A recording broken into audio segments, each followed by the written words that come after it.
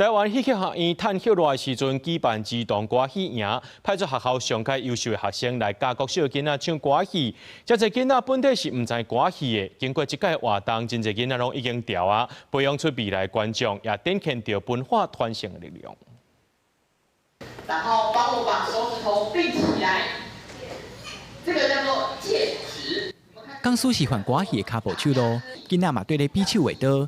国立台湾戏剧学院探口带举办儿童歌戏营，要互国小学生体验歌戏。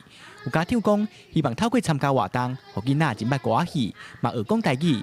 囡仔嘛讲，参加营队以后，未来会想要去看戏，甚至学歌戏。那因为我们家本身台语讲得少，所以我会希望就是让小孩子多接触一些台语方面的戏曲。 表演我嘛想要去看歌戏，嘛想要去学歌戏。除了表演杨宗保和穆桂英的故事，互台下学生囡仔看甲人认真。国立台湾戏剧学院歌戏学系学生来做营队的讲师，教这国小学生了解台湾歌戏的历史、手念和脚步手路，用因的专业来传承文化。